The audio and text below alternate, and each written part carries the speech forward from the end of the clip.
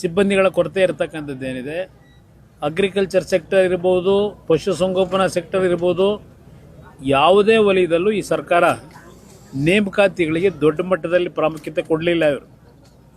ಇವರು ಬರೀ ಗ್ಯಾರಂಟಿಯ ಹೆಸರಿನಲ್ಲೇ 2.5 ವರ್ಷ ಕಳೆದದ್ದು ಒಂದು ಭಾಗ.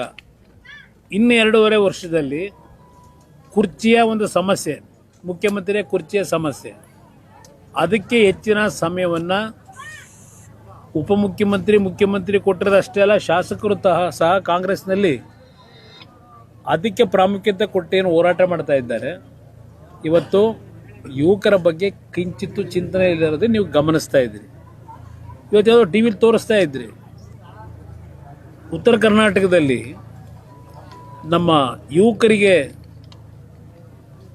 ಸ್ಪರ್ಧಾತ್ಮಕ ಪರೀಕ್ಷೆಗಳಲ್ಲಿ ಅಂದರೆ IAS, KSಗೆ ಪರೀಕ್ಷೆಗಳಲ್ಲಿ ಪ್ರವೇಶ ಪಡೀಲಿಕ್ಕೆ ಏನೋ ಒಂದು ದೊಡ್ಡ ಮಟ್ಟದ ಬಿಲ್ಡಿಂಗ್ ಕಟ್ಟಿಸಿದ್ದಾರೆ. ಅದು ಎಷ್ಟು ಲಕ್ಷ ಕಟ್ ಮಾಡಿದ್ದಾರೆ ಕೋಟಿ. ಇವತ್ತು ಅವರಿಗೆ ವೇತನ ಇಲ್ಲ, ವಿದ್ಯಾರ್ಥಿ ವೇತನ ಇಲ್ಲ. ಪ್ರಾಮಿಸ್ ಮಾಡಿ ಆ ವಿದ್ಯಾರ್ಥಿಗಳಲ್ಲಿ ಕಲೀಲಿಕ್ಕೆ ಬಂದರೆ ಅವ್ರನ್ನ ಬೀದಿಗೆ ತಂದು ನಿಲ್ಲಿಸಿದ್ದೀರಿ. ಇದು ಈ ಸರ್ಕಾರ ಕೊಟ್ಟಿರ್ತಕ್ಕಂಥ ಕೊಡುಗೆ. ಹೇಳ್ತಾ ಹೋದರೆ ಹಲವಾರು ವಿಷಯಗಳನ್ನು ಹೇಳ್ಬೋದಿಲ್ಲ.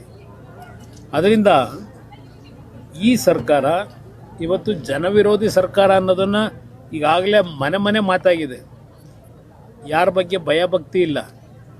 ಇವತ್ತು ಹಲವಾರು ಇಲಾಖೆಗಳಲ್ಲಿ ಹಲವಾರು ರೀತಿಯ ಅಕ್ರಮಗಳಾದರೂ ಅವ್ರು ಹೇಳ್ತಕ್ಕಂಥದ್ದು ಒಂದೇ ದಾಖಲಾತಿ. ಇವರು BJP ಮೇಲೆ 40% ಹೇಳಿದ್ರಲ್ಲ, ಏನೋ CM ಅಂತೇಳಿ ಎಲ್ಲ ಕಡೆ ಒಂದು ಇದನ್ನು ಅಣಿಸಿದಾರಲ್ಲ ಪೋಸ್ಟನ್ನ. ಯಾವ ದಾಖಲಾತಿ 2.5 ವರ್ಷದಲ್ಲಿ ಇಟ್ಟರು ಸರ್ಕಾರ ಬಂದ ಮೇಲೂ? ಯಾರ ಮೇಲೆ ನೀವು ಆಕ್ಷನ್ ತಗೊಂಡ್ರಿ ಇಲ್ಲಿವರೆಗೆ? ಆ ಒಂದು 40% ಹೆಸರು ಹೇಳ್ಕೊಂಡೆ 136 ಸೀಟ್ ಗೆದ್ಕೊಂಬಂದ್ರಿ.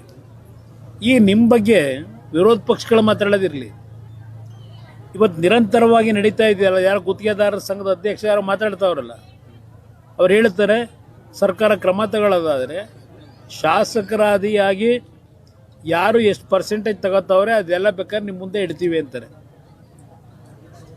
ಇವತ್ತು ಸಿದ್ದರಾಮಯ್ಯನವರಿಗೆ ಆಡಳಿತದಲ್ಲಿ ಏನಾದರೂ ಪ್ರಾಮಾಣಿಕತೆಯನ್ನು ಉಳಿಸ್ಕೋಬೇಕು ಅನ್ನೋದಿದ್ರೆ, ದೇವರಾಜ ಅರಸು ಅವರು ಆಳದಂಥ ಅವಧಿನ ಮೀರಿಸಿ ಹೋಗ್ಬಿಟ್ರು ದಾಖಲೆ ನಿರ್ಮಾಣ ಅಂತ ಏನು ಹೇಳ್ತಾರೆ, ಅದು ದಾಖಲೆ ಅಲ್ಲ.